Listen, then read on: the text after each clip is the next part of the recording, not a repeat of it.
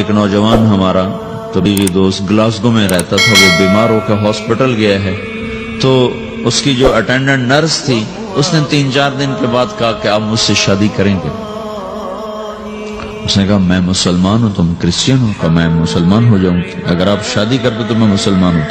اس نے کہا تم کس وجہ سے مجھے یہ پیشکش کر دو؟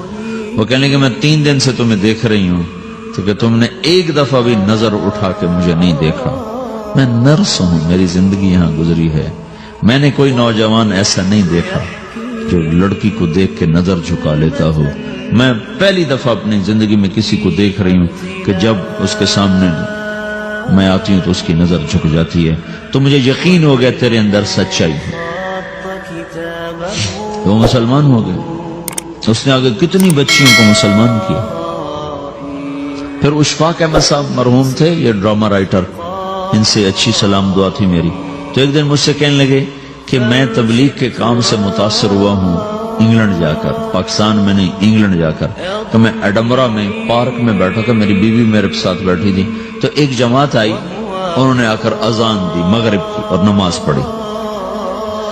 نماز کے بعد 13-14 لڑکیاں بھاگ کے آگے آئیں ان سے بات کرنے کے لیے، تو میں نے بیوی سے کہا آؤ سنو یہ کیا کہنے کہتے ہیں، تو کہا ہم دونوں بھی پہنچے، تو جس نے جماعت کرائی تھی نا اس کو ایک لڑکی آگے بڑھ کے کہتی آپ کو انگلش آتی؟ کہی آتی ہے۔ کہی آپ نے کیا کیا ہے؟ کہی ہم نے اپنی عبادت کی۔ تو لڑکی کہنے لگی آج تو اتوار نہیں ہے، تو اس نوجوان نے کہا کہ جی ہم دن میں 5 دفعہ کرتے ہیں، صرف اتوار کو نہیں، روزانہ 5 دفعہ۔ وہ لڑکی کہنے لگی یہ تو بہت زیادہ ہے، آپ اس کو کیسے نبھاتے ہیں؟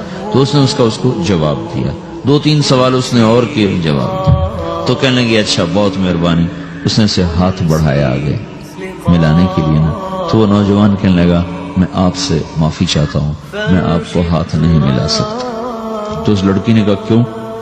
کہ یہ ہاتھ میری بیوی کی امانت ہے اور کسی کو نہیں لگ سکتا۔ تو لڑکی کھڑی تھی، وہ زمین پہ گر گئی، صرف اس بہت وہ زمین پہ گر گئی، کھڑے کھڑے وہ زمین پہ گر گئی، اور وہ بچوں کی طرح رونے لگی پھوٹ پھوٹ کے، اور کہنے لگی وہ لڑکی کتنی خوش قسمت ہے جس کے تم خامد، کاش یورپ کے مرد بھی ایسے ہی ہوتے۔ جس رب نے نفسیات بنائی ہے وہ اگر کوئی عورت کپڑے اتار دے تو اس کی نفسیات بدل جائے گی، چاہے وہ مغرب میں پیدا ہو چاہے وہ مشرق میں پیدا ہو۔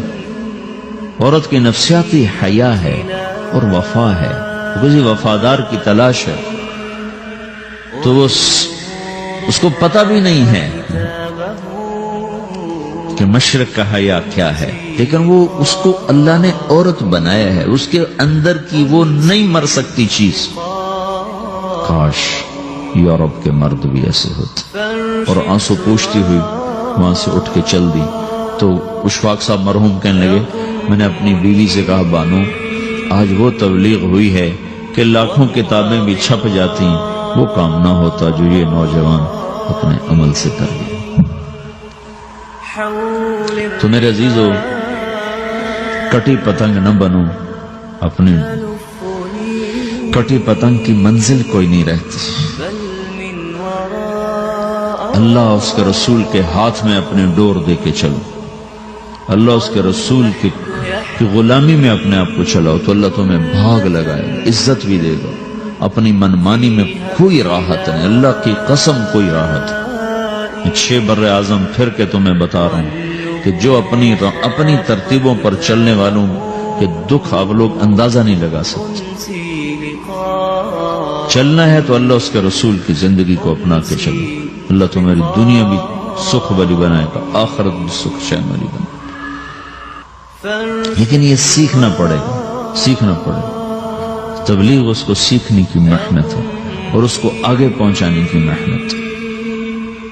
تو یہ عمر ہے، اس وقت ساری دنیا اسلام کے لیے تیار ہے، چونکہ نظریاتی طور پر دنیا شکست کھا چکی، کسی کے پاس کچھ نہیں۔